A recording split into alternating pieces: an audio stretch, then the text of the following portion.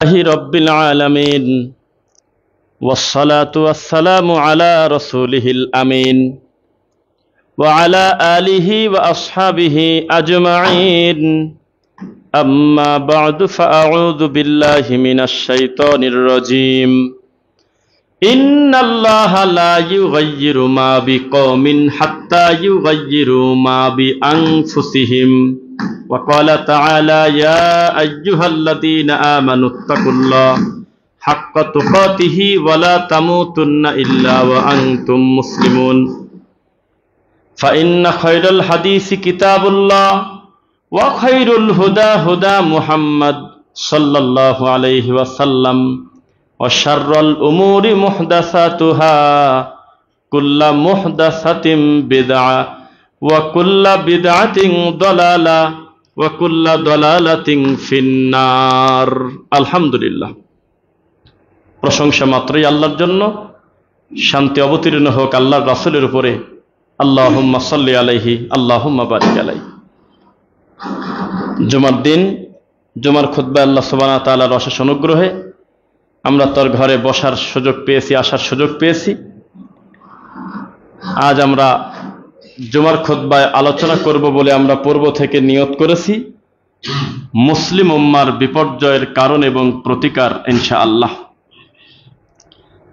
আজ জুমার খুতবার শুরুতে একটি কোরআন মাজিদের আয়াত আমি পড়ব যেটার অনুবাদ শোনার পরে বক্তব্যের মোটামুটি একটা সারমর্ম আপনাদের একটা ধারণা আসবে ইনশাআল্লাহ আল্লাহ বলতেছেন ইন্নাল্লাহা লা ইউগাইয়িরু মা বিকাউমিন হাত্তা ইউগাইয়িরু মা বিআনফুসিহিম আমি আল্লাহ এমন কোন জাতির উপরে কল্যাণ দেই না যে জাতি নিজেই কল্যাণ চায় না আমি ওই রকম জাতিকে পরিবর্তন করব না যে জাতি তার নিজের পরিবর্তন নিজে চায় না এটা আশ্চর্য কথা না তাহলে বোঝা গেল যত বিপর্যয় বালা মুসিবত যা কিছু আছে এক্সেপশনাল আছে কিছু তবে সেটা ইমানের পরীক্ষা স্বরূপ বাদ বাকি যত বিপর্যয় যহারাল ফাসাদু ফিল বাররি ওয়াল বাহরি বিমা কাসাবাত আইদিন নাস সেটা মাটির উপরে হোক আর পানির ভিতরে হোক এটা আমরা আদম সন্তান আমাদের হাতের কামাই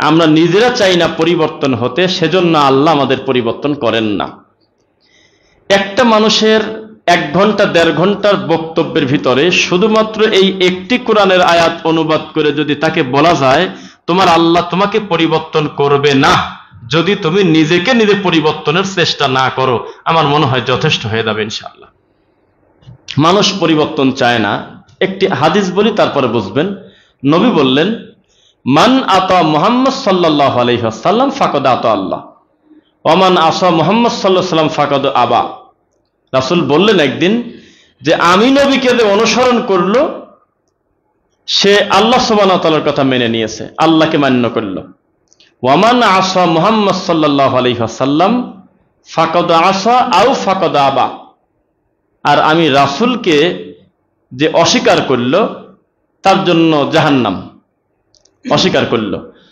তো অস্বীকারের কথা শোনার পর আল্লাহর নবীর সাহাবীরা বললেন আল্লাহর রাসূল মুসলমান কিন্তু আপনাকে অস্বীকার করে এমন লোক কি আছে আপনাদের কি মনে হয় একটা লোক মুসলিম যদি হয় সে কি রাসূলকে অস্বীকার করতে পারে কিভাবে সম্ভব অস্বীকার করলে মুসলিম হয় কিভাবে কিন্তু নবী বললেন আমার উম্মতের ভিতরে একদল আমি নবীকে অস্বীকার করবে এটা কেমন এটা আমরা বুঝি নেই এটা বুঝছি হলে এইভাবে নবী বলেছেন আবা শব্দের অর্থ হলো যে আমি নবী সাল্লাল্লাহু আলাইহি সাল্লামের আদর্শ মানে না সুন্নাহ মানে না আমার নীতির বাইরে সে মূলত আমাকে অস্বীকার করে একটা সন্তান তার পিতার সব কথা অমান্য করে কোনো কথা পালন করে না যা বলে শোনে কিন্তু পালন করে না তো এটা কি কোনো সুসন্তান না কুসন্তান এর সে যদি বলে আমি তো বাপের সাথে তর্ক করি নাই আমি কি জীবনে বলছি আমার বাপকে আমি মানি না তো এটা ফাজলামো কথা যা বলে একটা কথাও শোনে না খালি বলে যে আমি তার রাগারাগি করি না ঝগড়া করি নাই আমি কি গালি দিছি নাকি এই যে যা বলে শোনে না তার বৈধ কথাগুলো এটার নাম হলো আবা এটার নাম কি একটু বলবেন এটা মনে শান্তি লাগবে খুতবাটা একটু টনটন কথা শুনি আবা মানে কি অস্বীকার করা তার মানে এই ভালোবাসার কোনো দাম নাই যে আমার শ্রদ্ধা আছে মহব্বত আছে ভক্তি আছে কিন্তু কথা বললে আমি শুনি না এটা কোন ভালোবাসা যদি বলেন এরকম কেউ কি আছে, তাহলে আমি বলবো এই দেশে কত কোটি আছে তা আমি জানি না, আল্লাহ জানে। কত কোটি, লাখের কথা বললে আপনি পাপী। শুধুমাত্র চট্টগ্রাম, সিলেট, বিবাড়িয়া এই 3টা জেলা এবং বিভাগকে যদি এক জায়গা করে যদি গণনা করেন যে টুপি মাথায় দেওয়ার পরেও কারা আমার নবীকে আবা অস্বীকার করে, আল্লাহর কসম সেটা মনে হয় লক্ষে থাকবে না, কোটিতে হতে পারে। অন্য জায়গার কথা বললাম না আমি। দলিল কি? দলিল হইল, বলেন তার ভিতরে এটা কি মাস? মুহররম মাসে 2টা সিয়াম ছিল, থেকেছেন আপনারা? হাত তুলেন না। ছিলেন তো ইনশাল্লাহ? আলহামদুলিল্লাহ। যারা রাখতে পারেন নাই, পরবর্তী বছর আমার ভাই রাখবে, আমরা সুধারণা রাখি ইনশাল্লাহ। রাখলে 1 বছরের অতীতের গুনাহ আমার আল্লাহ ক্ষমা করে দেয়। সুবহানাল্লাহ। তো এখন ইবাদত, কোন ইবাদত কোন মাসে কিভাবে করব, এই পদ্ধতি নেব কার থেকে? মুহাম্মদ সাল্লাল্লাহু আলাইহি ওয়াসাল্লাম থেকে। তো মুহররমের দিন যারা মুসলমান নাম নেওয়ার পরেও আমাদের পাবনা, কাশীনাথপুর, সুজানগর, কুষ্টিয়া, এদের মোহাম্মদপুরের শিয়াদের কথা বাদ দিলাম, ওরা তো দৃশ্যমান শয়তান, অন্য জায়গার কথা বলতেছি। যারা নিজেদেরকে বলে কাদেরিয়া, মাথায় টুপি, মুখে দাড়ি, বড় বড় মাদ্রাসার মুহাদ্দিস, তারা এই 10ই মুহররমের দিন, আশুরার দিন তারা র্যালি বের করছে। র্যালি, ইয়া হুসাইন, ইয়া আলী, এভাবে নামটাম উল্লেখ করে লিখে তারা হলো র্যালি বের করেছে। পিছনে তার নিরীহ ছাত্ররা তাকবীর দিয়ে দিয়ে সামনে যাচ্ছে। এটা কোন হুজুর আর এইটা কোন ইবাদত? তার মানে এই লোকটা নবীর পরিবারকে ভালোবেসে রাস্তায় বের হয়েছে, কোনোদিন অস্বীকার করব না, কিন্তু এই ভালোবাসা তাকে আরো উল্টা বিপদে ফেলবে। আপনি হোসাইন রাদিয়াল্লাহু আনহুর নামটা নেওয়ার পর যে সম্মান দেন, আপনার থেকে শতগুণ বেশি সম্মান দেয় একটা মাজার পূজারী। আপনি আলী রাদিয়াল্লাহু আনহুর নাম শোনার পরে, ফাতিমার কি বলে, আলী রাদিয়াল্লাহু আনহুর নাম শোনার পরে হাসান, হোসাইন, ফাতেমা রাদিয়াল্লাহু আনহু, মুহাম্মদ সাল্লাল্লাহু আলাইহি ওয়াসাল্লাম, এই কয়েকজনের নাম শোনার পরে আপনার ভিতরে যে শ্রদ্ধা ভক্তি আসে, তার থেকে অনেক গুণে বেশি আসে এই ব্রাহ্মণবাড়িয়ার কিছু মাজারের খাদেমের। এই 5 জনের নাম শুনলে তারা আঙুলের মাথায় সোমা খায়, ভক্তি নেয়, চোখ দিয়ে পানি আনে। তাদের দৃষ্টিতে পাক পাঞ্জাতন, এই পৃথিবীতে সবচেয়ে পবিত্র আত্মা হলো 5 জন। একটু গুনেন তো ভিতরে ভিতরে। 1 মুহাম্মদ সাল্লাল্লাহু আলাইহি ওয়াসাল্লাম, 2 ফাতেমা, 3 তার 2টা সন্তান, 4 আরেকজন নাম কি? আলী রাদিয়াল্লাহু আনহু। এই 5 জনকে তারা একসাথে বলে হলো পাক পাঞ্জাতন, পবিত্র 5টি আত্মা। এই 5 জনের নাম আসলে, এই 5 জনের নাম শুনলে তাদের ভিতরে যে চোখ দিয়ে পানি আসে, মনটা নরম হয়, আমার আর আপনার আসে না। আমি কসম করে বলতে পারি, দেখেছি। এবার আপনাকে আমি বলি, যেই মানুষগুলো পাক পাঞ্জাতনকে ভালোবেসে নিজের টুপিতে 5টা সেলাই বাড়ায় দিয়েছে, দেখেছেন এই টুপি আপনারা? টুপিতে 5টা টান মারছে, সেলাই ডবল দিয়ে দিয়েছে। তো টুপি এরকম কেন? তো বলতেছে এটা হলো পাক পাঞ্জাতনের টুপি।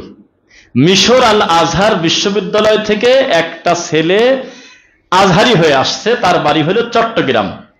তার নামটা নাই বলি, সে একদিন তার নিজের মাথার টুপি খুলে বলতেছে, টুপিতে কি আছে জানেন? এই টুপিতে কি কিছু দেখা যায়?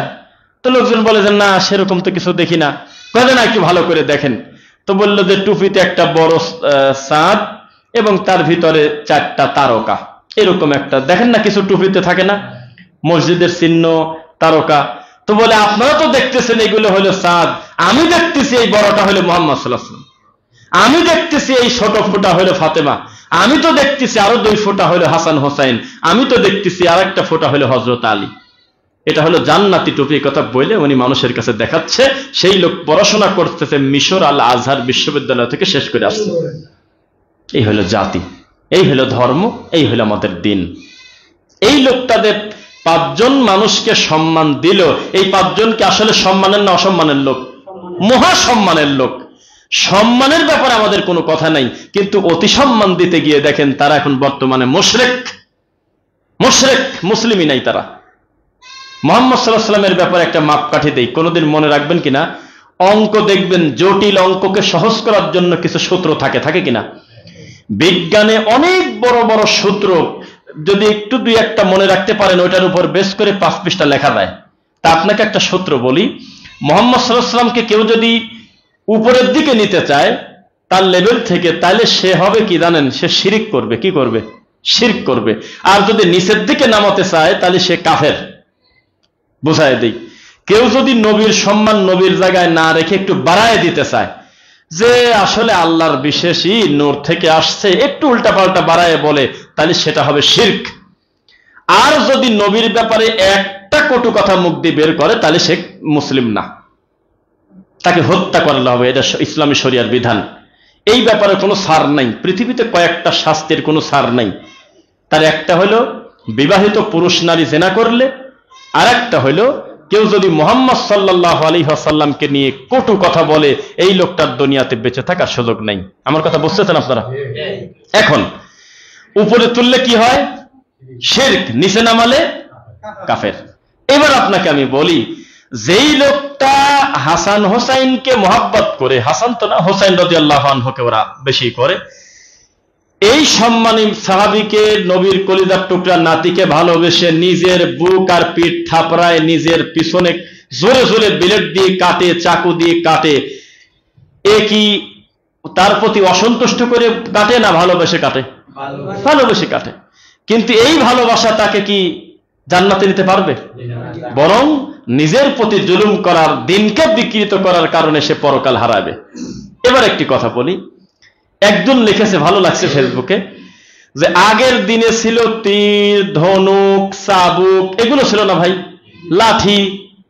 আজকের এই 2025 সালে এই পারমাণবিকের টাইমে, এই বোমের টাইমে, এই দামি দামি রাইফেল, গুলি, পিস্তলের টাইমে, এই উচ্চ মানের বড় বড় তরবারের কাছে ওরা নিজের বুক পিঠ থাপড়ায় কি কামে? একবারে কবদি গলাই নাই করে দিক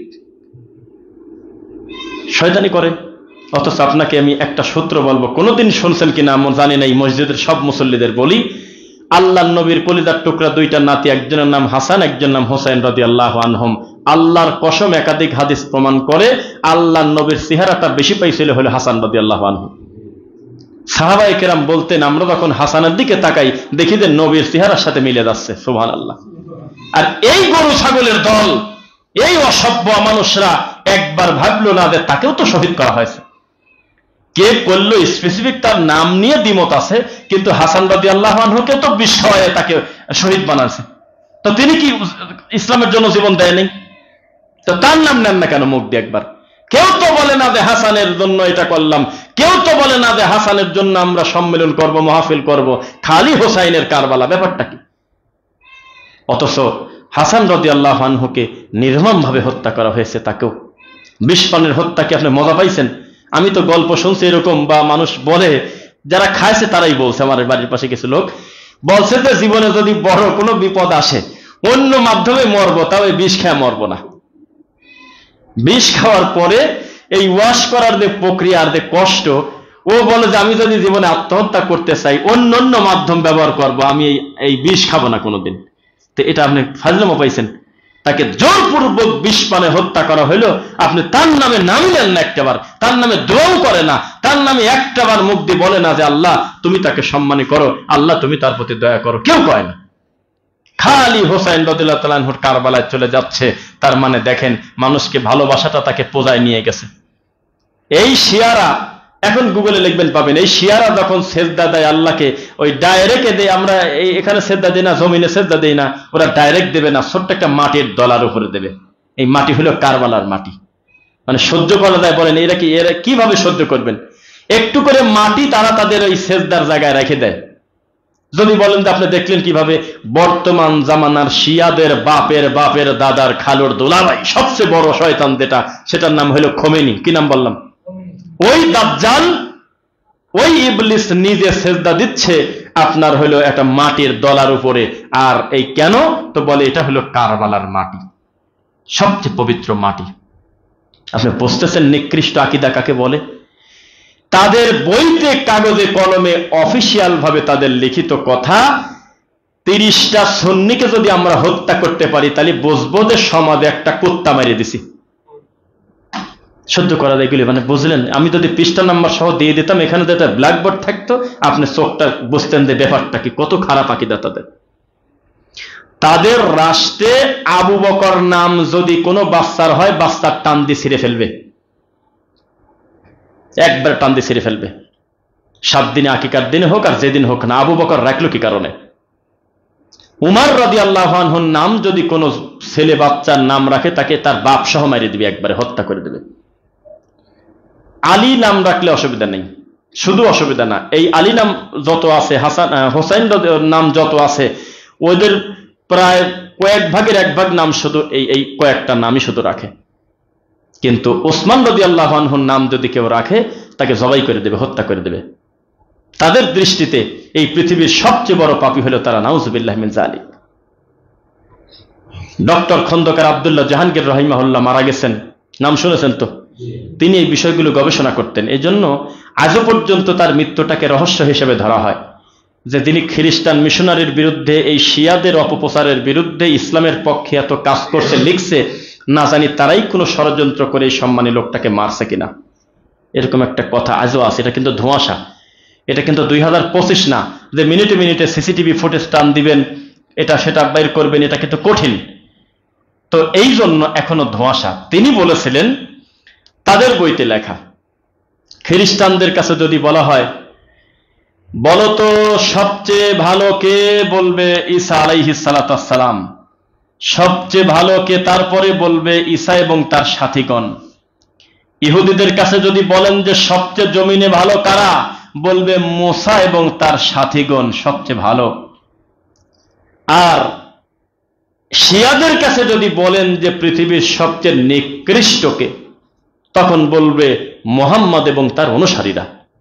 ইল্লা আলী ওয়া আলী উম্মাহ আহাল, বলবে যে মুহাম্মদ এবং তার সাহাবীরা হলো সবচেয়ে নিকৃষ্ট। ইল্লা মানে তা বাদে, কে বাদে? আলী এবং তার পরিবার বাদে। এদেরকে খুঁজে পান না? জীবনে দেখবেন, একটু লিখবেন যে মোহাম্মদপুর শিয়া মসজিদের নামাজ, একটু দেখবেন এই কথাটা। নামাজের মডেল কাকে বলে, রুকুর ঢক কি আর সেজদার গঠনটা কি বুঝতে পারবেন। নামাজ নিয়ে মস্কারা কাকে বলে আপনি 2 চোখ দিয়ে তাকা দেখতে পারবেন। এভাবে রাত দিন আমার নবীকে, আলী রাদিয়াল্লাহু আনহু বাদে সবাইকে গালিগালাজ করে। এবার একটি কথা, তাদের একটি কথা, এগুলো আসলে ধরি না, কিন্তু দুঃখে কষ্ট লাগে, যেহেতু মুহররম মাস, এই মাস উপলক্ষে শেষের দিকে আপনার জন্য একটা বড় টুইস্ট আছে, আমাদের আকীদা কত খারাপ সেটা জানানোর জন্য। আপনার ওদের একটা বইতে লেখা, এখন অস্বীকার করে, এটা তো খারাপ। এদের ভিতরে একটা সবচেয়ে বড় মুনাফিকি, বলেন তো, মুসলিম হওয়ার পরে, মুসলিম দাবি করার পরে সবচেয়ে ডেঞ্জারাস কে, মুনাফিক না কাফের? মুনাফিক। এইটা খুব খারাপ, কারণ ভিতরে এক বাইরে এক। ওরা ওদের বইতে লেখছে যে আমরা কত খুঁজি পাই না, কত চেষ্টা করি পাই না। কাকে খোঁজো? কয় জিবরাইলের যদি আমরা ধরতে পারি তো পিঠের চামড়া তুলে দেব। কোন এটা হলো? কেন? কয় যে ওহী নিয়ে আসার কথা হলো আলীর কাছে, ও মুহাম্মাদের কাছে গেল কি কারণে? নাউজুবিল্লাহ মিন যালিক। এরপরে লেখছে এক ভুল করছে মুহাম্মাদের কাছে নিয়ে সাল্লাল্লাহু আলাইহি সাল্লাম, পরবর্তীতে তার মৃত্যুর পরে সবচেয়ে বড় অপরাধী হলো ওমর, আবু বকর, ওসমান। কেন? কারণ এক ভুল তো হয়েছিলই, যা হবার হয়ে গেছে। তিনি যখন মারা গেল, সঙ্গে সঙ্গে আলীকে ডাক দিয়ে এই খেলাফতিটা দিয়ে দেওয়া যেত না? এইভাবে তারা অভিযোগ করে, এবং তারা তাদের এখনো আকীদা, আমরা কোনোদিন যদি জিবরাইলকে ধরতে পারি তো ধরে আমরা তাকে পিটাবো। আস্তাগফিরুল্লাহ আযীম। তো এটা কি ভাষা আপনি বলেন? এরা সুযোগ পেলে সাহাবীদের কবরে বোম মারবে তারা, এত নিকৃষ্ট, এত আকীদা তাদের খারাপ। আশহাদু আল্লাহ বলে আমাদের সমাজে কিছু লোক দেখবেন যে তাশাহুদের বৈঠকে আঙুলটা একবার নাড়ায়। কি দেখেছেন কেউ? যদি বলেন তাদের সংখ্যা কম, আপনার সংখ্যাই কম। আপনি অধিকাংশ মসজিদে যাবেন, বসুন্ধরা যান, যেখানে যান, সারা বাংলাদেশে সালাফি আহলুল হাদিস অধ্যুষিত এলাকার মসজিদ বাদে যত মসজিদ পাবেন, টাই পরা লোক বলেন, জুব্বা পরা লোক বলেন, টুপি পরা লোক বলেন, চুপ করে ঘাপটি মারি হাতটা দিয়ে রাখে, আশহাদু আল্লাহ বলে, আর এইভাবে টান মারে। এই একবার টান দিয়ে তুলে ফেলা। হানাফি আলেম ওলামা বলতেছে আল্লাহর কসম, এ কোন কিতাবে আছে জীবনে খুঁজে পেলাম না। এভাবেই চলতেছে বাপদাদার কিতাবে। তো যাই হোক, এই আশহাদু আল্লাহ বলে একবার উঠায়।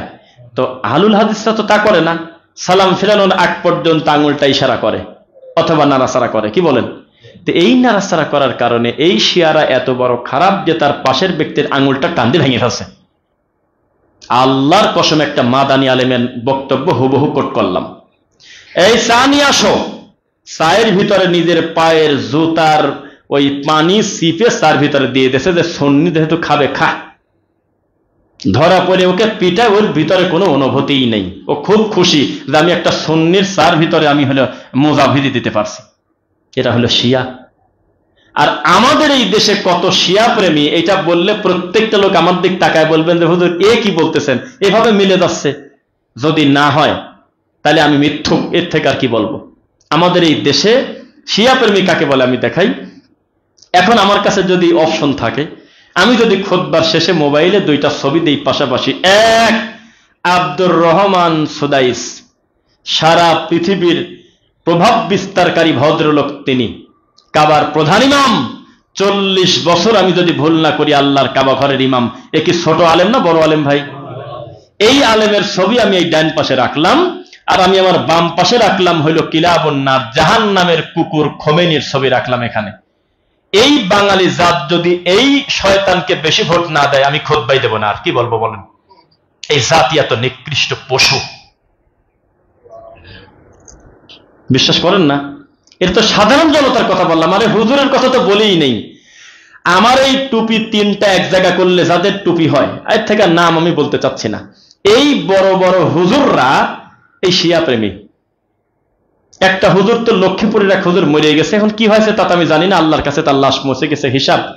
এই লোকটা মরার আগে বলে গেছে সৌদি আরবের পর আমাদের আর কোনো আশা ভরসা নাই। কি করব? কয় আমরা এখন ইরানের মুখের দিক তাকা আছি। আমার খোমেনি আব্বা যা কয় তাই।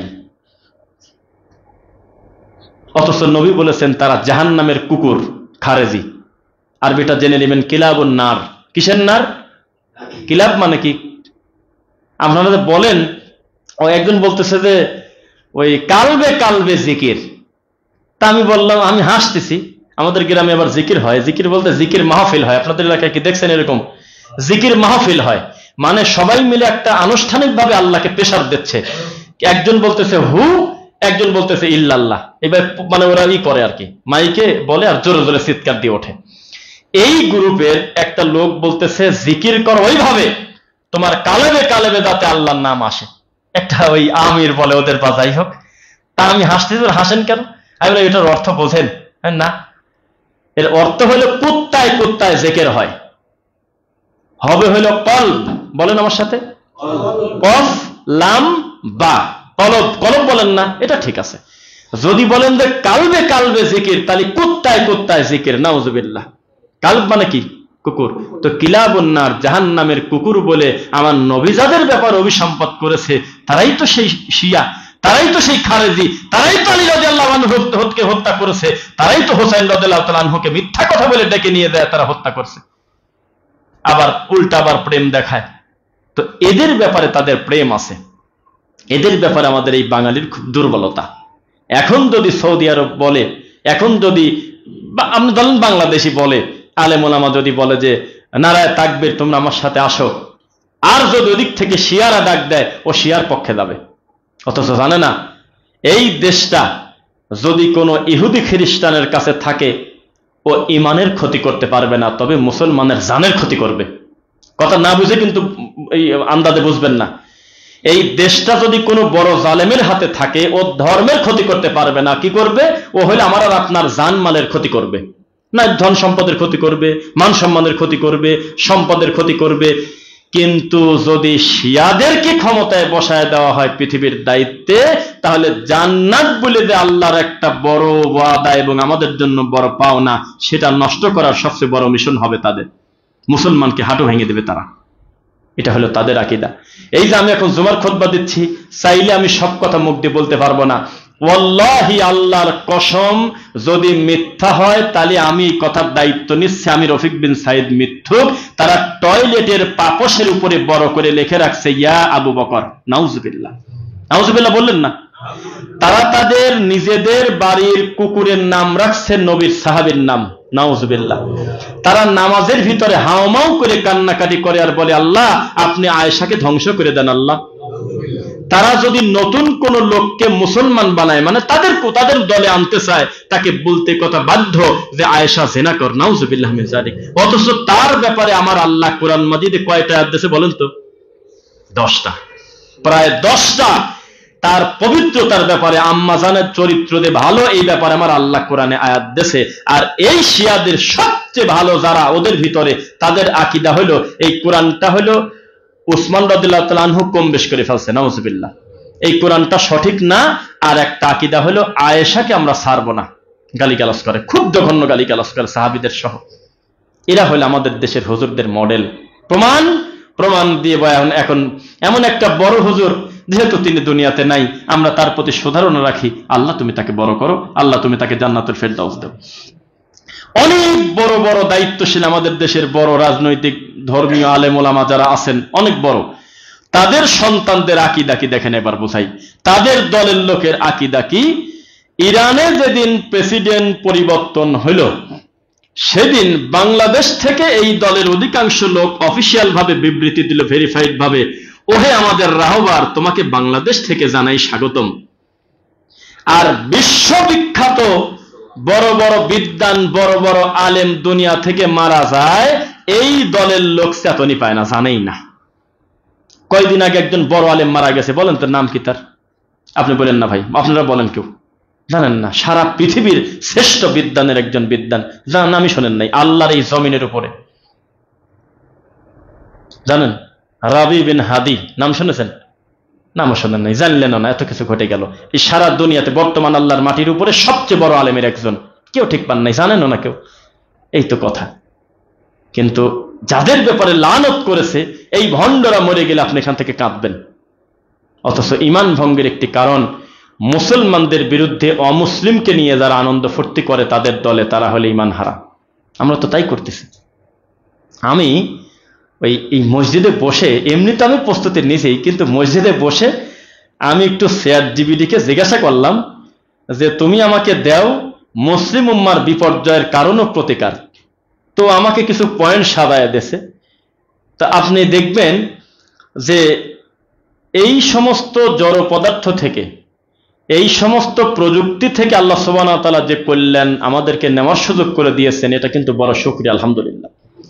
এখন আপনি যদি এখন এখানে লিখতেন মোবাইলে, সবচেয়ে কম দামে ভালো মদ বাংলাদেশে কোনটা, ও বলে দিবি। সবচাইতে ভালো দামি সিগারেটের নাম কি, দাম কত, আমার এরিয়া থেকে আশপাশে কোন জায়গায় পাওয়া যাবে বলে দেবে।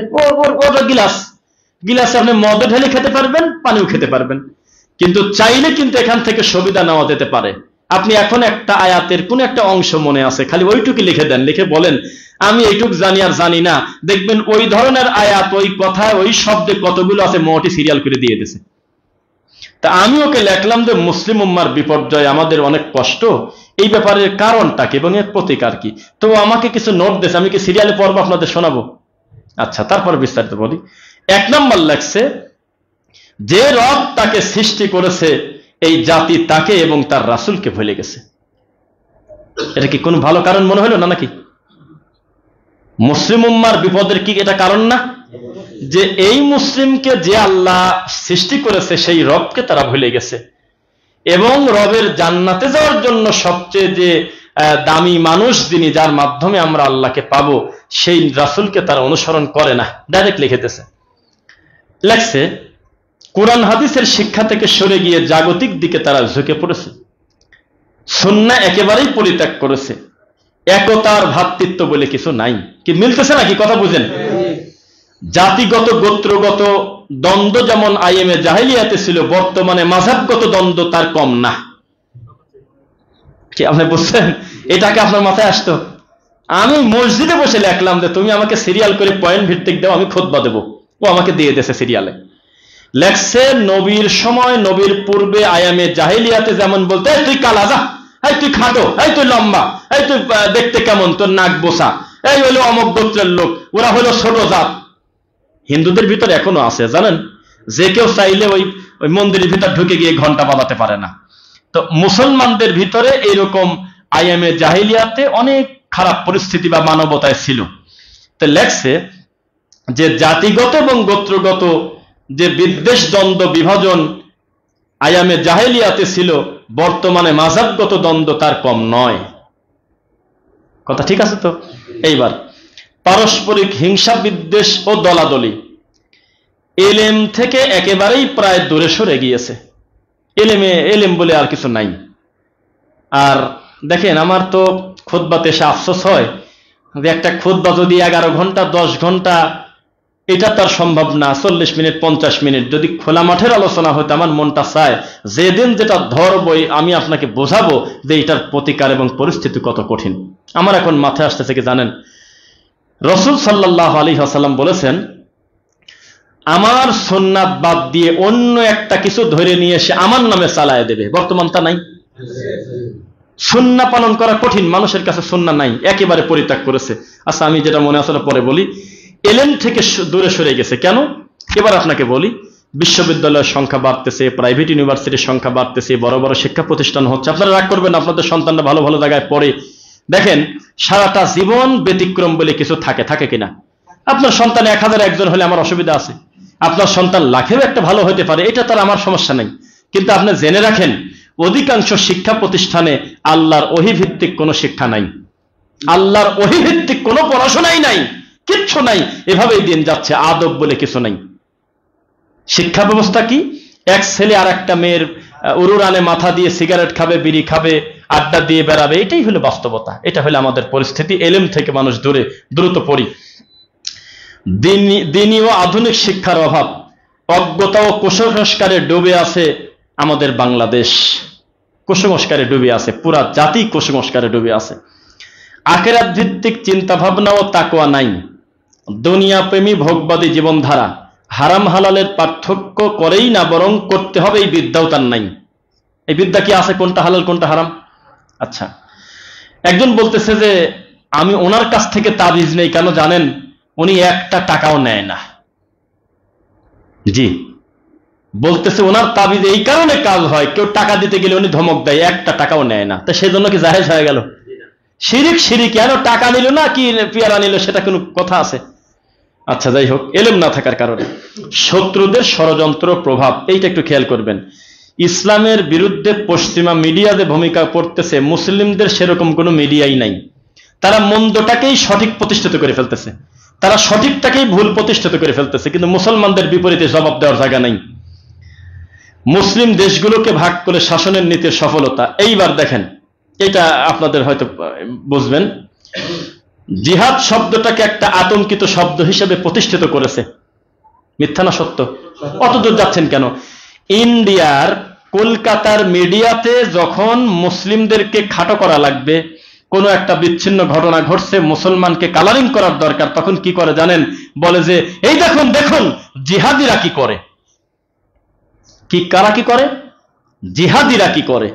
কোরআন মাজিদে জিহাদ শব্দটা কত জায়গা আছে কি জানেন? আপনি জীবনে তদন্ত করে দেখছেন?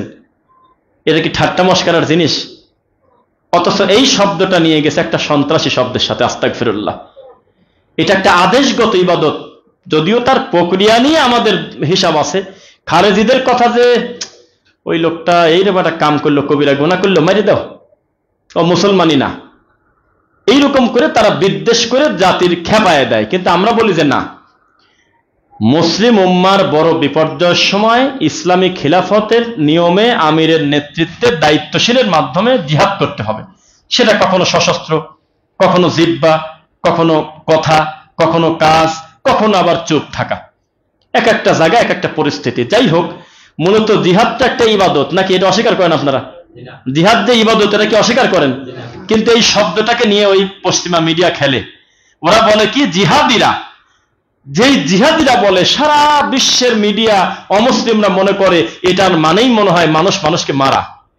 নাউজুবিল্লাহ মিন যালিক। কোনদিন এটা আসে নাই। ইসলামে হাত কাটার বিধান আছে, লক্ষ লক্ষ কোটি কোটি হাত যাতে বাঁচিয়ে যায়, সেজন্য 2-4টা হাত কাটার বিধান হয়তো আছে। ইসলামে বিপরীতমুখী হাত পা কাটার কথা আছে, যাতে মানুষের জানমাল নিরাপদ থাকে, সেজন্য এই পরিস্থিতি করা আছে। কিন্তু ওরা যখন এই জিহাদ শব্দটা বলে, অমুসলিমরা, মনে হচ্ছে জিহাদ মানে হলে মানুষকে সব মারিয়ে দাও, কাফেরদের, তাই না? এই জন্য এখানে চ্যাটজিপিটি একটু সুন্দর করে সিরিয়াল করে দিল যে আল্লাহর বিধানকে তারা বিকৃত করে মানুষের সামনে উপস্থাপন করে। আচ্ছা, প্রতিকারের পথ কিছু লেখছে, কোরআন সুন্নাহর দিকে ফিরে আসা, মুসলিমের মাঝে ঐক্য প্রতিষ্ঠিত করা। কেউ জিজ্ঞাসা করবে তোমার মাযহাব কি, বলতে হবে ইসলাম, তোমার ইমামকে বলতে হবে মুহাম্মদ সাল্লাল্লাহু আলাইহি ওয়াসাল্লাম। এই দ্বন্দ্ব ভেদাভেদ বলে মূল জায়গায় আমাদেরকে ফিরে আসতে হবে। শিকরে সঠিক দিন শিক্ষা করতে হবে, তাকে অর্জন করতে হবে, সৎ নেতৃত্ব গঠন অনুসরণ, মিডিয়া শিক্ষা সংস্কৃতিতে ইসলামের প্রভাবটাকে বাড়িয়ে দেওয়া, দোয়া ও ইস্তিগফার করা। এইবার একটি কথা আমার শেষের দিকে আমি যেটা বলবো, এতক্ষণ টাইনি আনলাম। বলেন তো আমরা অন্যায় করলে কার কাছে ক্ষমা চাবো? আল্লাহর কাছে। কি করব? আরবিতে সেটাকে কি বলে? তাওবা, ইস্তিগফার। ইস্তিগফার বলে না? এইবার দেখেন, আমি লাঠিটা রাখি। আমরা এমন একটা হতভাগা জাতি, এমন একটা পাগল জাতি বলবো, পাগল আলেম ওলামা আমরা, যে আল্লাহর কাছে ক্ষমা নেব সে পদ্ধতি পর্যন্ত আমরা জানি না। সি সি সি সি, মানে আমি ভুল করছি, এখন আমি ক্ষমাটা নেব আল্লাহর কাছে, সে ক্ষমা নিতে যাচ্ছি জাল হাদিস দিয়ে। কত দুঃখের কথা বলেন তো দেখি। আমি অনেক পাপ করছি, পাপ করার পর আমি আল্লাহকে হাত তুলে বলতেছি যে আস্তাগফিরুল্লাহ রব্বি মিন কুল্লি জামবি ওয়া আতুবু ইলাইহি লা হাওলা ওয়ালা কুওয়াতা ইল্লা বিল্লাহিল আলিয়্যিল আযীম। এটা কি কেউ বলে না? এটা যারা বলে তাদের সংখ্যা কম না আমাদের থেকে বেশি? বেশি। তো এটা যে জাল হাদিস, এটা কি করবেন এখন? উত্তর দেন সব মসজিদের লোক। মানে আল্লাহর কাছে ক্ষমা নিচ্ছে যে আমি ক্ষমা করে দেন, সেটাও জাল হাদিস দিয়ে। তো ক্ষমা হয়? সব কথা শেষ। এমন একটা কপাল খারাপ আমাদের যে আমরা পাইছি হলো শিয়া প্রভাব একটি দেশ, শিয়া প্রভাব। দীর্ঘদিন শিয়ার আমাদের আধিপত্য শাসন ক্ষমতা করার কারণে এখনো ভালো ভালো ব্যক্তির নামের পরে হাসান, হোসেন, আলী, গোলাম এগুলো থাকবেই। একটা লোকের নাম হলো হাসান। আলহামদুলিল্লাহ, আল্লাহ নবীর কলিজার টুকরা নাতির নাম, জান্নাতের এত বড় দামি মানুষের নাম, আর কোনো কিছু দরকার আছে? এখন লেখছে যে নূর হোসেন। নূর হোসেন আবার কি? এটা আবার কি ধরনের নাম? যারা আছে সে রাগ করবেন না, রেখে ফেলছে, এটা কি আপনার দোষ নাকি? মানে শুধু হোসেন রাখবে না, নূর হোসেন। নূর হোসেন কি? হোসাইনের নূর। আরে বেটা, এইভাবেই তো মানুষ শিরকের দিকে যায়। হোসাইনের আবার নূর কিসের? সে নূর তোমার কাছে আসলো কিভাবে? নাম গোলাম রাসূল নাই? গোলাম রাসূল মানে আপনি বোঝেন? নবীর বান্দা, নবীর গোলাম। আস্তাগফিরুল্লাহ। একটু অনুবাদ করলে বোঝে যে তালি বোঝে। একটা বাস আসে নবীনগর থেকে, মনে হয় কোন দিকে যায়, ইপিজেড থেকে। গাড়িটার নাম মনে হয় আলী নূর। হ্যাঁ আছে। আলী নূর হলো কিভাবে? এটা কি বললেন আপনি? এই হুবহু এই কর্মই তো ওই শিয়াদের কর্ম। আলী, আলহামদুলিল্লাহ, এই নাম বললেই তো কলিজা ঠান্ডা হয়ে যাওয়ার কথা। আবার লেখছে আলী নূর। তারপর লেখছে কি? লেখছে হলো গোলাম হোসেন। এই বাবার এবার কি বিপদ কোন? গোলাম হোসেন কি? হোসেনের গোলাম নাকি আপনি আল্লাহর গোলাম? মানে এইরকম হাজার হাজার নাম এইভাবে মানুষের, গোলাম নবী, তারপরে আরো যে কত, এইভাবে মানুষের নামকে বিকৃত করে করে এইভাবে নামগুলি রাখা। এইগুলি থেকে কিভাবে আপনি বের হবেন? আমাদের তো শিয়া প্রধানই আমাদের পরিস্থিতি, আমাদের দেশই ছিল এরকম একটা দীর্ঘ সময়। এখন আমাদের শিয়া প্রীতি যায় নেই। আপনি যাকে আইডল মনে করেন, আপনি যাকে মনে করেন যে তিনি আমার মডেল, তিনি জিহাদ করে ইসরায়েলের এই মানে এদেরকে কি বলবো, এরা লানত প্রাপ্ত, অভিসম্পাদ প্রাপ্ত, সবচেয়ে নিকৃষ্ট জাহান্নামের পোকা, এই বর্তমানে ইসরায়েল ওদেরকে মেরে উড়ায় দেবে আমার বড় হুজুর। আপনার সেই বড় হুজুরের আকীদা হলো ডাইরেক্ট আল্লাহকে সেজদা দিলে হবে না, আগে আলীর নাম নিয়ে তারপর সেজদা দেওয়া লাগবে। আগে কারবালার মাটির উপরে সেজদা দিতে হবে। এইরকম আকীদা যদি থাকে, এখন আমাদের করণীয় কি? আমরা বলবো আল্লাহ ইতিপূর্বে বহু সাক্ষী আছে, আল্লাহ তুমি এক জালেম দিয়ে আরেক জালেমকে ধ্বংস করছো। এটাও তাই, এটাও তাই। তুমি বড় ক্ষতি ঠেকানোর জন্য ছোট ক্ষতি দিয়ে যদি করো আমরা খুশি, তবে আমরা তার পক্ষে যাব না যে তোমার নবী বিরোধী, যে তোমার সাহাবী বিরোধী, রাসূলের সাহাবী বিরোধী। আমরা তার পক্ষে আছি যে কোরআন সুন্নাহর ছায়াতলে আছে। বলেন ইনশাআল্লাহ। কোরআন সুন্নাহর বক্তব্য আজকাল দেওয়া, মানা তো দূরের কথা, দেওয়াটাই একটা চ্যালেঞ্জ। আপনারা কি জানেন?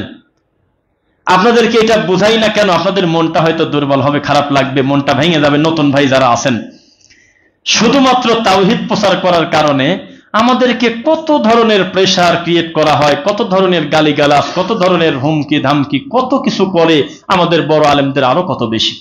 কিচ্ছু না, একদম কারণ ছাড়া বলতেছে যে হ্যাঁ আপনি হলো আল্লামা অমুকের বিরুদ্ধে বললেন কেন? মানে ওর দৃষ্টিতে এর থেকে বড় হুজুর নাই, আর শরীয়তের দৃষ্টিতে এর থেকে পাগল আর দুনিয়াতে নাই। নবী সাল্লাল্লাহু আলাইহি সাল্লামের সাহাবীরা একটা বেদাতকে প্রশ্রয় দেওয়া তো দূরের কথা, এই ব্যাপারে কোনো ছাড় দিতে না। এই চিৎকার করো কেন, এত জোরে আল্লাহকে ডাকো কেন? তোমার আল্লাহ বধির নন, এটা নতুন বিদআত হবে, তুমি জোরে জোরে জিকির করতেছো কেন? থামো।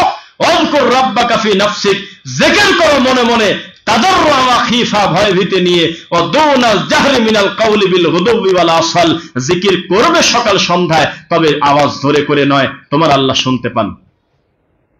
আল্লাহ সীমা লঙ্ঘনকারীকে পছন্দ করে না। দুনিয়ার সবচেয়ে মানুষ জিকির করেছেন, আবু বকর কোনোদিনও বলে নাই আমার নবী জিকির করতে করতে করে একটু নড়াচড়া করে ফেলছে, জোরে জোরে জিকির করতে, তা ঘটে নাই। কোনো বিদআত ছাড় দেন নাই তারা। আর আমাদের ভিতরে এখন এমন অবস্থা, আমার সেই পুরাতন উদাহরণ, আমরা ঐক্য চাই। আমাদের ঐক্যটা কেমন? আমাদের ঐক্য হইল একটা স্যালাইনের মতো, কিছু লবণ, একটু চিনি, মিষ্টি, একটু পানি, একটু লেবু, এভাবে আমরা একটা স্যালাইন বানাই, বা আরো কিছু ফ্লেভার দিতে পারি। তা আমাদের ঐক্যের স্যালাইন বাংলাদেশে যদি করতে চান, তাহলে একটা প্রক্রিয়া আমি আজকে বলে দেই। সামান্য একটু চরমোনাই, একটু কুসুম গরম, এই যে আটরসি, তারপরে আরো কিছু মাইজ ভান্ডারি, ওই যে লালন, কিছু ল্যাংটা, দেওয়ানবাগি, রাজারবাগি, কুতুববাগি, এই সব এক জায়গা করে প্যাকেট করবেন। সেই দিন মনে করবেন যে আমি ঐক্য হয়ে গেলাম। এই ঐক্যের নাম হলো টয়লেট, পায়খানা।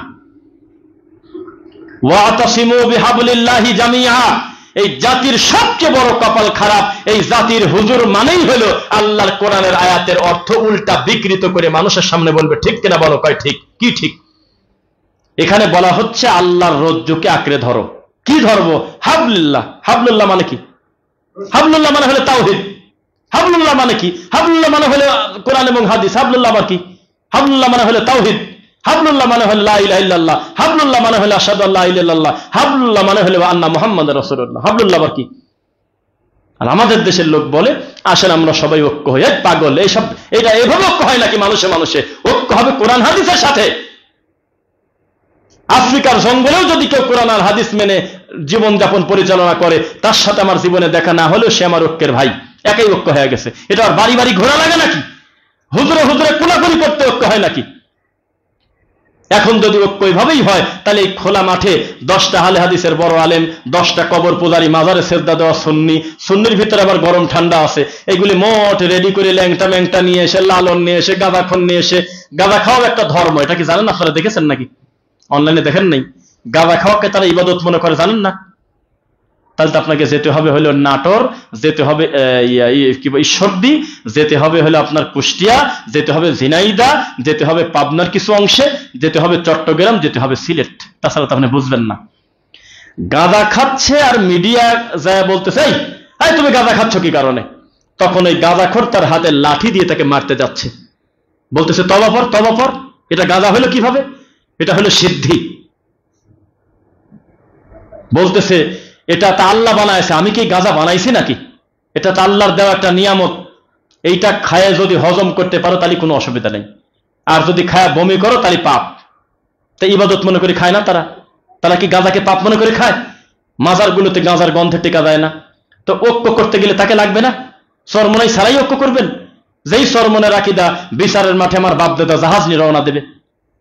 এটা এমন মানসিক রোগী, এর কোন এক বক্তব্যের সাথে আর এক বক্তব্য মেলে না। কয়দিন আগে বলছে যে ওরা বিয়াদব, ওরা হলো শয়তান, ওরা হলো অমক, এরা যে দলের সাথে গেছে সে দল শেষ। এখন আবার রাসূলে খাচ্ছে, পাকা খাটাস। এইরকম একটা মানুষকে লাগবে তাহলে ঐক্যের জন্য, কারণ তার কোটি কোটি গরু ছাগল আছে।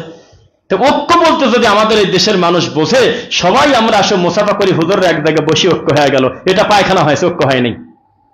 এখানে যদি 10টা সুন্নিকে বসান আর আমি রফিক বিন সাইদ যদি ওখানে বসি, ও 3 বছর আমাকে নিয়ে বৈঠক করলেও আমি শিরক করব না। 3 বছর। আর আমার মিটিং শেষ করার সাথে সাথে এই যাওয়ার সময় ল্যাংটার মাজারে কিছু থাক বা না থাক, ও সেজদা দিয়ে যাবেনি, কারণ ওর কাছে কোনো মাজার অচল নেই। এর নাম ঐক্য। এটা ঐক্য বললেন আপনি? ঐক্য কাকে বলে? আশহাদু আল্লা ইলাহা ইল্লাল্লাহ ওয়া আন্না মুহাম্মাদুর রাসূলুল্লাহ। আল্লাহর সাথে শিরিক করতে দেব না। আল্লাহর সাথে আমি শিরিক করি না। মুহাম্মদ সাল্লাল্লাহু আলাইহি ওয়াসাল্লামের ব্যাপারে আমি বিদআত করি না। আমি তাওহীদ ভিত্তিক ঈমান নিয়ে কবরে যেতে চাই। কেউ যদি আমার সাথে একাত্মতা পোষণ করো না করো, আমার কিছুই আসে যায় না। এর নাম হলো ঐক্যের স্লোগান। কি বলতেছেন এগুলো উল্টাপাল্টা কথা? আমাদের দেশের হুজুররা জালসায় এসে আমাদেরকে বিতর্কিত করতে চায়। কি কয় জানেন? ওরা হলো উম্মতের ভিতরে ভাগ করে, ওরা হলো খালি করা করা বক্তব্য দেয়, ওরা হলো খালি ছোটখাটো বিষয় নিয়ে বক্তব্য দেয়, ওরা ঐক্যের কথা কয় না। আরে বেটা গরু ছাগল, ঐক্য দিয়ে কি করবা বলো? ঐক্য কোনটা লাগে? ঐক্য কাকে বলে? আজও পর্যন্ত উত্তরবঙ্গের কিছু জায়গায় মুসলমানের বাচ্চার গরুর ঘরে গণেশের ছবি পাওয়া যায়। কেন?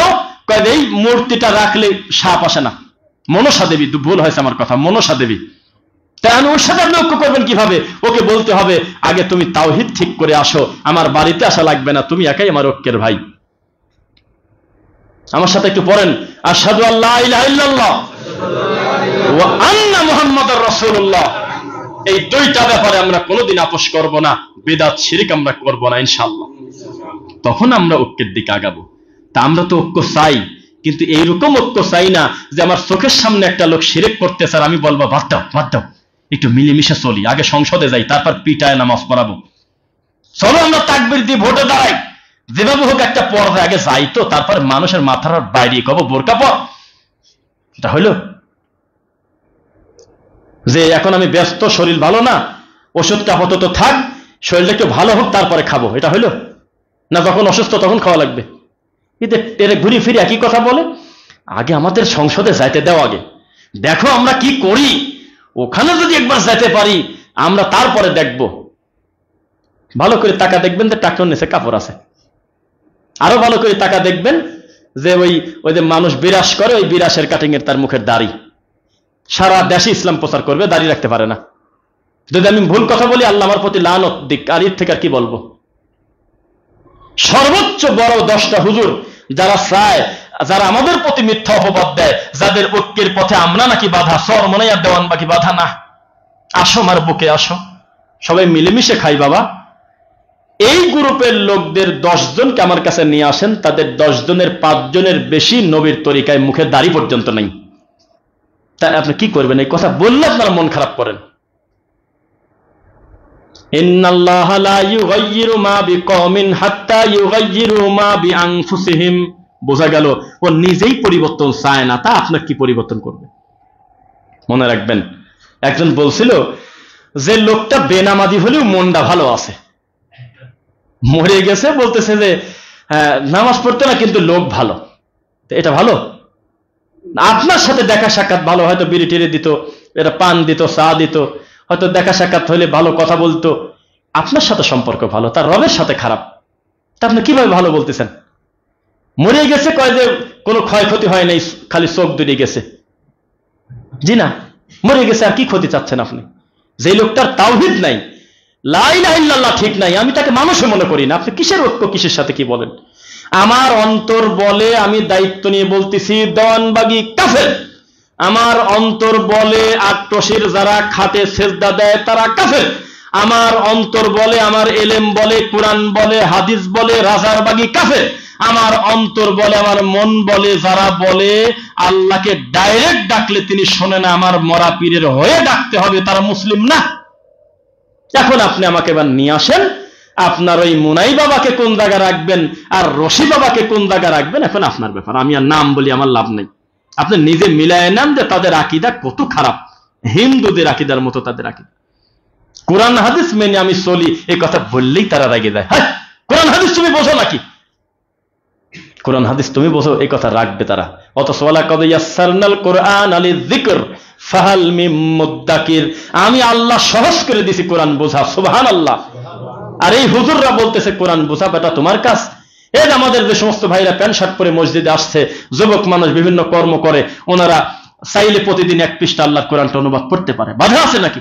অফিসের গ্যাপে গ্যাপে তারা একটু 10টা আয়াত পড়লো, একটা সূরার অনুবাদ করলো, কত খুশি হবো আমরা।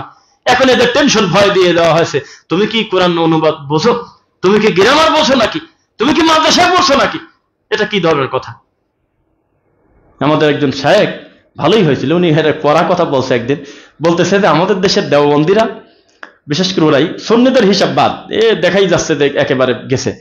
এরা বলে কি যে বাংলা বুখারি পড়ে, ব্যঙ্গ করেন এরকম বলেন তো, সমাজে আছে না কিছু লোক, বেটা বাংলা বুখারি পড়ি ফতুয়া দেয়, বেটা বাংলা অনুবাদ পড়ে, এইভাবে মূল আরবি নিয়ে আসো, এভাবে অনেক কথা বলে। তো তখন আমাদের একজন শায়েখ বলছিল যে বাংলাদেশে প্রথম, মানে বাংলাদেশে আমাদের কাছে সবচেয়ে আগে ওই কোরআন মাজিদের অনুবাদ করছে কিনা? না না, ওইটা না, আমাদের এই দেশে অনুবাদ শানে নজরুল তাফসির আল্লামা আজিজুল হক, বর্তমান মামুনুল হকের আব্বা, ওদের ভিতরে আমি বলতেছি, ওদের ভিতরে। তো এখন আমাদের হুজুর বলল যে বাংলা পড়া যদি পাপ হয়, সে অনুযায়ী আমল করা যদি অন্যায় হয়, বুখারী, সরি ভুল হয়েছে, বুখারীর অনুবাদ, আমার বলা ভুল, বুখারীর অনুবাদ মনে রাখবেন, বাংলায় বুখারীর অনুবাদ করছে আল্লামা আজিজুল হক, মামুনুল হকের আব্বা। এখন হিসাবে তার কবরে যা তারা মারি আসুক, তাদেরই বড় হুজুর। এরা কত অকৃতজ্ঞ, এরা কোরআন থেকে আর হাদিস থেকে মানুষকে দূর করাতে চায়। আরে বাবা, প্যান্ট পরছে, শার্ট পরছে, স্কুলে পড়ে, কলেজে পড়ে, তুমি এত টেনশন নিতে গেলে কেন? তুমি দেখো যে লোকটার তাওহীদ আছে কিনা, লোকটা শিরক থেকে দূরে কিনা, লোকটা বেদাত থেকে বেঁচে আছে কিনা। তুমি আগেই তাকে ভয় দেখায় দিচ্ছ। তুমি মাদ্রাসায় পড়ো নাই, তুমি 15 বছর পড়বে, এই 18টা বিদ্যা লাগে তাফসীর করতে। কি লাগে? কুল হু আল্লাহু আহাদ মানে কি? আল্লাহুস সামাদ, লাম ইয়ালিদ ওয়া লাম ইউলাদ ওয়া লাম ইয়াকুল লাহু কুফুয়ান আহাদ। এই অনুবাদটা করলে কি এটা বুঝতে কি আবার এমবিবিএস ডাক্তার লাগে যে আল্লাহ অদ্বিতীয়, তিনি অমুখাপেক্ষী, তার কোনো সন্তান নাই, তিনি কাউকে জন্ম দেনও না, তার সাথে তুলনীয় কিছু নাই, এ কথা বললে পাপ আছে? তে অনুবাদ করতে দেয় না। বললে তুমি কোন মাদ্রাসায় পড়েছ, তুমি কোন জায়গা, তোমার হুজুর কে, তুমি কোন মাদ্রাসায় চাকরি করো? পাগল না আমরা? জাতি অসভ্য না আমরা? আমরা মানুষকে ইলম অর্জন থেকে বাধা প্রদান করি, মানুষকে স্বাধীনতা দেয় না। ভাই বাংলা পড়েন, ভাই একটু পড়েন তো ভাই, প্রতিদিন 10টা পড়েন ভাই, 20টা পড়েন, সকালে আল্লাহকে ডাকে নেয় 500 বার, রাসূলের প্রতি দরুদ পড়েন 100 বার। এভাবে এই কথাটা বলতে পারি না আমরা। এই বাধা দিচ্ছে হলে এই হুজুররা। মনে রাখবেন, কোরআন সুন্নাহ থেকে মানুষ যত বেশি দূরে যাবে, তার বিপদ তত বেশি চাপবে। যেই পরিবারে যত বেশি আল্লাহর দিন চলে, তাওহীদ চলে, সেই পরিবারে সুখ শান্তি তত বেশি। আল্লাহ তুমি আমাদের সকলকে দিনের জন্য কবুল করো। আমরা এই পরিবারের ব্যাপারে আমরা দ্বিতীয় খুতবা আলোচনা করব। বারাকাল্লাহ।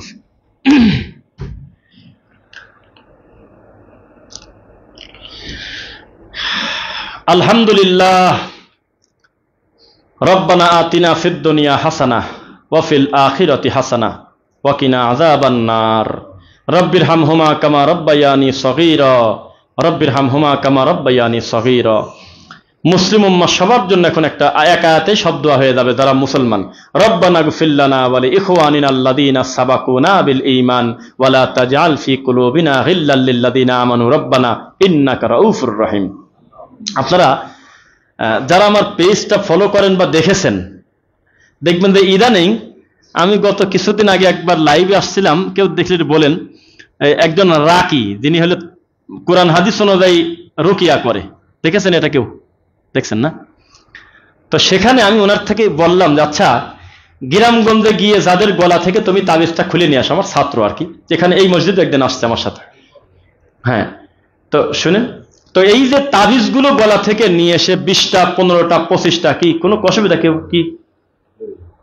কি কিছু বলবেন?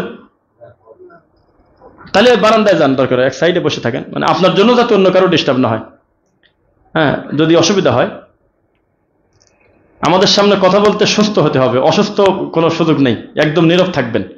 তো যে কথা বলতেছিলাম, 20টা 15টা তাবিজ যে মানুষের গলা থেকে খুলে নিয়ে আসো, এটা কি কারণে তারা তাবিজ দেয়? এর 2-1টা কি কথা বলছো? তো কাজে বেশিরভাগ হলে বাচ্চা জোরে কাঁদে কি কারণে, তারপরে শরীর ঝাঁকি দিয়ে ওঠে, তারপরে আমি বাথরুমে যাতে আমি কি জানি একটু দেখলাম, চালের উপরে মনে হয় রাত্রে একটু শব্দ হয়, এই সমস্ত স্বাভাবিক কিছু ছোটখাটো কারণ। তারপরে দূর থেকে তোমাকে নজর দেয়, তোমাকে 30টা জেন ধরছে, বিভিন্ন কিছু বলে বলে বাড়িতে প্যারাকগারা বিভিন্ন কিছু পাওয়া যায়। তো তখন তুমি এটা চিকিৎসা কিভাবে করো? তো কয় হুজুর জানেন, যেই তদবির করতে গিয়ে এই ভণ্ড কবিরাজকে 20-50 হাজার টাকা দিয়েছে, 6 মাস ধরে ঝাড়াঝাড়ি করলো, আমি এক বৈঠকে আমি রাসূলের পদ্ধতিতে 15 মিনিট কোরআন সুন্নাহ দিয়ে যখন আমি তাকে ফোঁ দেই, অটোমেটিক শয়তান পালিয়ে যায়।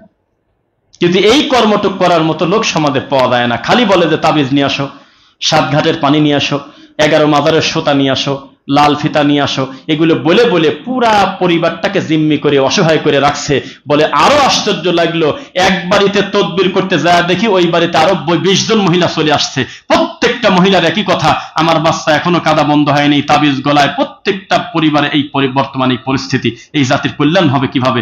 যে আল্লাহ ছাড়া তাবিজের উপরে আশ্রয়স্থল গ্রহণ করে, কোনোদিন হবে না। আবার আয়াতটা মনে করায় দিচ্ছি, যহারাল ফাসাদু ফিল বাররি ওয়াল বাহর বিমা কাসাবাত আইদিন নাস। জলে হোক আর মাটির উপরে হোক, যত বিপর্যয় বালা মুসিবত তোমাদের দুই হাতের কামাই। ইকতারাবালিন নাসি হিসাবুহুম ওয়া হুম ফি গাফলাতিন মুরিদুন। হিসাবের দিন একবারে ঘনিয়ে এসেছে, এখনো তাদের ভিতরে কোনো অনুভূতিই নাই। মা ইয়াতিহিম মিন যিকরিম মির রাব্বিহিম মুহদাসিন ইল্লা ইসতামাউহু ওয়া হুম ইয়ালআবুন। যখনই আল্লাহর জিকিরের কথা আসে, মানে কোরআন হাদিসের কথা আসে, মেনে নেওয়ার পরিবর্তে বলে কি, রাখো তো তোমার এগুলো, মানে ওরা তামাশা করে, মস্কারা করে। এটা হলো জাতির অবস্থা। আল্লাহ অচিরেই কিন্তু আমাদের ধরবেন কিনা বলেন? হিন্দুদের সাথে আমাদের পার্থক্য বিশ্বাসগত কোন জায়গা বড় জানেন?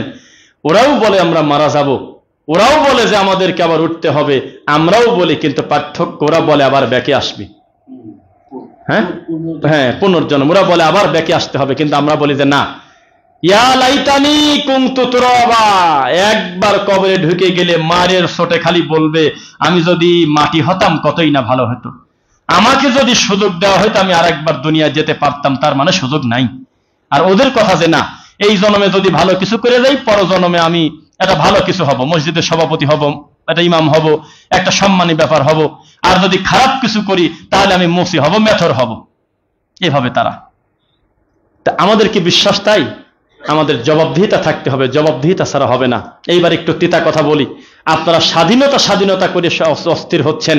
স্বাধীনতা কাকে বলে আপনি কি বোঝেন?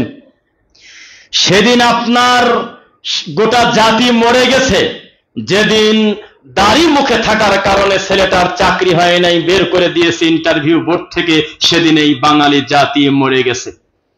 যেই দিন টাকনুর নিচে কাপড় থাকার কারণে তাকে বিভিন্ন নামে ডেকে ব্যঙ্গ করে তাকে মামলা দেওয়া হয়েছিল, সেদিন এই জাতি মারা গেছে। যেদিন হিজাব পরার কারণে মুসলমান নামধারী কুলাঙ্গার শিক্ষা প্রতিষ্ঠান থেকে আমার বোনটাকে বের করে দিয়েছিল, সেদিন আপনার এই জাতির স্বাধীনতা মরে গেছে। কিসের স্বাধীনতা? স্বাধীনতা নাই। আমাদের দরকার এমন লোক, উঠতে বসতে যে পিটাতে পারবে এবং আল্লাহর কাছে দোয়াও করতে পারবে, এইরকম লোক দরকার। জবাবদিহিতা ছাড়াই জাতি চলতে পারে না। এখনই চলে যান কোন শিক্ষিত ভদ্রলোক তার পরিবার নিয়ে এখান থেকে আব্দুল্লাহপুর যেতে পারবে না। রিক্সাওয়ালা, বাসওয়ালা, এদের মুখের ভাষা, এদের গালিগালাজ কত খারাপ। একজন একজনের পিছনে লাগাই দিচ্ছে, মা তুলে 5 মিনিট গালি দিচ্ছে, একটু পরে ওর পিছনে আবার আরেকজন লাগাই দিয়ে সে ওকে গালিচ্ছে। মানুষের পরিস্থিতি বর্তমানে হিংস্র, একেবারে সবাই ফনা ধরে আছে কখন কাকে কামড় দেওয়া যায়। সারা দিন কষ্ট করে পা প্যাডেল মেরে মেরে রিক্সা চালায়। উত্তর 12 নম্বর সেক্টরে আমরা একজনকে 3 জনকে পাইছিলাম, একটা দিয়াবাড়ির পাশে, কয় নম্বর সেক্টর মনে নাই, একেবারে উত্তর স্টেশনের পাশে। আমরা তাকে 3 জন বসে বিড়ি খাচ্ছে আর হিহিক করে হাসে আর গালাগালি করে কাকে কাকে জানো। তখন আমরা বললাম যে যদি একটু কথা বলি, কিছু মনে করবেন না, বলেন। তখন আমরা তাদেরকে বললাম যে উপার্জন হালাল, কিন্তু আপনি নিজেই হারাম হয়ে যাচ্ছেন। উপার্জন নিয়ে আমার কোনো কথা নাই, পা দিয়ে প্যাডেল মেরে জায়গায় নিয়ে যাওয়া, এটা আবার হারামের কোন জায়গা কি? সবই তো হালাল। কিন্তু এই যে কষ্টের টাকা দিয়ে বিড়িটা খাইলেন, এই যে অকারণে একটা লোকের গালিগালাজ করতেছেন এখানে মুখের ভাষা খারাপ করে, তাহলে এটাকে আপনি বোঝেন এটার পাপটা কত বড়? তাকে বোঝানোর পর মাথার উপর দিকে তোলানোর সুযোগ পেল না প্রায় 15 মিনিট। তাতে বোঝা গেল এই জাতির কাছে আমরা দাওয়াতি দেইনি, এই জাতির কাছে দাওয়াতি যায়নি। জাতির কাছে গেছে কি, আব্দুল কাদের জিলানীর বাপ বড়ই খাইছিল, ঠিক কিনা? কয় হ্যাঁ। এই জাতির কাছে আমরা দাওয়াত পৌঁছেছি। হরিণের গাছের সাথে বাঁধার গল্প, এই জাতি গল্প শুনেছে, এই বৈরাগী হুজুরের গল্প। এই জাতি বোঝে নাই যে শিরক কোনটা, বেদাত কোনটা, ঈমান কি, তাওহীদ কি, কিচ্ছু জানে না। এই জন্য আমরা যখন শেখাতে যাই মনে হচ্ছে এতদিন ধরে ভেজাল ঘি খায় পেটটা সয়ে গেছে, অরিজিনাল ঘি দিছি আর বমি কেটে দিয়েছে। কাজে ঘি খারাপ, ঘি খারাপ না, তোমার পেটই খারাপ হয়ে গেছে। দীর্ঘদিন খারাপ খেতে খেতে পেটটা ওইটা হয়ে গেছে। যাক, এখন অন্য বিষয় একটা সচেতন করি আপনাদের। নিজে সচেতন না হলে আরেকজনকে বলা নিষেধ। কাবুরা মাকাতান ইনদাল্লাহি আন তাকুলু মা লা তাফআলুন। সেটা হলো কি জানেন? নিজের শরীরকে বেশি বাড়তে দিয়েন না, এই শরীরটা আপনার নিয়ন্ত্রণে আনেন।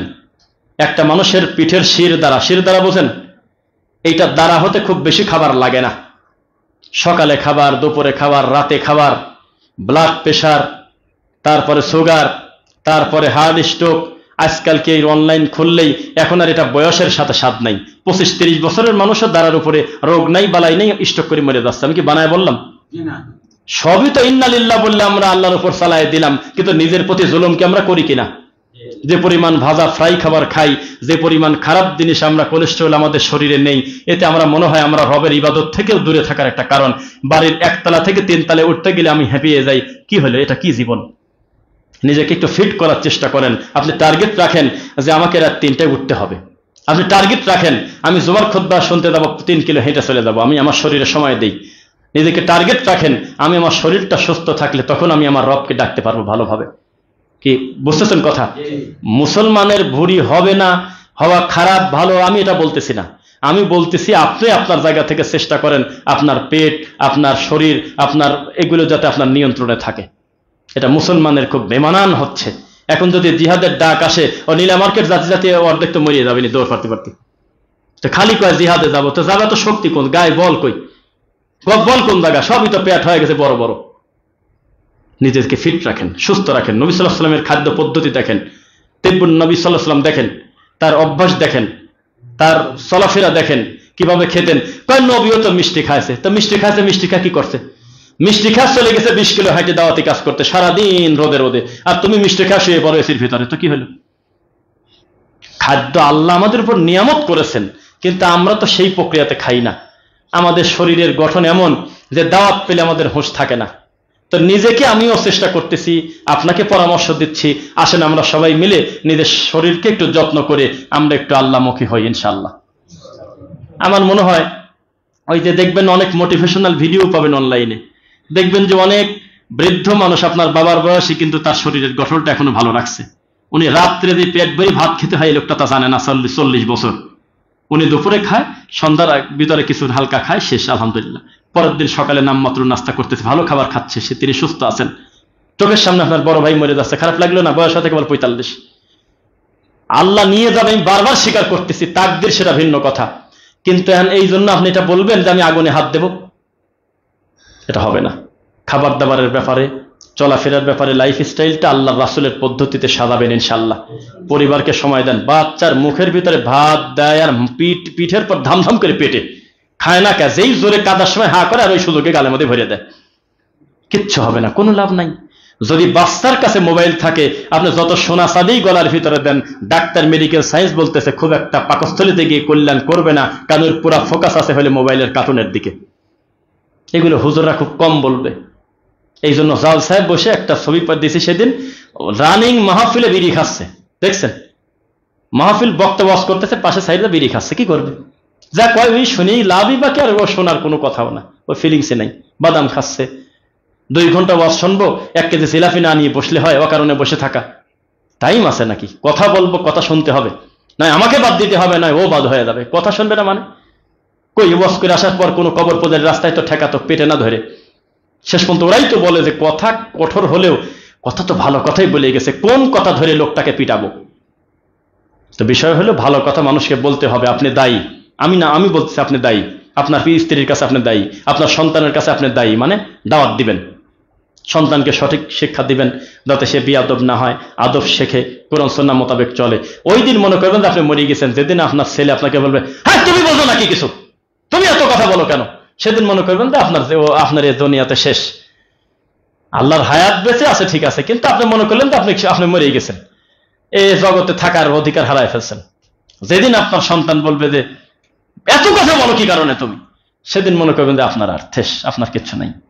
যেদিন দেখবেন যে আপনার কোনো ভুলের ব্যাপারেও আপনার সন্তান খুব বিনয়ের সঙ্গে বলতেছে আব্বা বিষয়টা এভাবে মনে হলে ভালো হয়, সেদিন আপনি বুঝবেন যে হ্যাঁ আদর্শ সন্তান, যিনি সংশোধনের প্রক্রিয়া জানে। ইনশাআল্লাহ আল্লাহ আমাদের পরিবারকে সুখময় করুন। কোরআন হাদিস দিয়ে পরিবারটাকে আল্লাহ সুন্দর করে দিন। আল্লাহ আমরা জাগতিক উন্নয়ন হয়েছে, এই মেট্রো রেল হয়েছে, এলিভেটেড এক্সপ্রেস হয়েছে, পদ্মা সেতু হয়েছে, দুনিয়াবি আরো কত কিছু হবে, আরো 20 বছর পর আরো যে কি হবে তা জানি না, আরো 50 বছর পর আরো কত দূর চলে যাবে, কিন্তু ইমানের উন্নতি কত দূর হলে, এইটা হলো মূল বিষয় ভাই। এটা তো দুনিয়াবি পিলারের উন্নতি, ইট সিমেন্টের উন্নতি, রড সিমেন্টের উন্নতি, কিন্তু ইমানের উন্নতি কতটুকুন হইলো? শিরিক দেখলেই ভিতরটা জ্বালা পড়া শুরু হবে কবে, মাজার দেখলেই মনটা খারাপ হবে কবে, আল্লাহ ওই যে ওখানে সেজদা দিচ্ছে, আল্লাহ ওই যে ওখানে বসে গাঁজা খাচ্ছে, ভিতরে জ্বালা পোড়া হতে হবে। বেদাত দেখলেই মনটা খারাপ হবে, আরে এই লোকটা নামাজের পর মাথায় হাত দিয়ে কি করে রে, বেদাত করতেছে। এইরকম যেদিন অনুভূতি ফিলিংস তৈরি হবে, সেদিন মনে করবেন যে ইমানটা প্রোডাক্টিভ কিছু হয়েছে। আল্লাহ আমাকে আপনাকে সকলকে দিনের জন্য কবুল করুন। আবার দেখা হবে যদি আল্লাহ হায়াতে রাখেন আগামী মাসের আবার দ্বিতীয় খুতবায়। ততদিন আল্লাহ সুবহানাহু ওয়া তাআলা আমাদের ইমানের উপরে রাখুন এবং তারপরেও ইমানের উপরে রাখুন। আল্লাহ যেন আমাদেরকে কোরআন সুন্নাহর বাইরে না চলার তৌফিক দেন। আল্লাহ যেন আমাদেরকে সকল প্রকার শিরিক মুক্ত তাওহীদি ঈমান এবং বেদাত মুক্ত সুন্নাতে আমল করার তৌফিক দেন। সারা পৃথিবীর যত মাজলুম মুসলিম আছে তুমি তাদেরকে হেফাজত করো আল্লাহ। আল্লাহ তুমি ফিলিস্তিনের নিরীহ মাজলুম ভাই বোনদেরকে তুমি হেফাজত করো আল্লাহ। এই শয়তান, এই লানত প্রাপ্ত ইহুদিদের তুমি ধ্বংস করে দাও।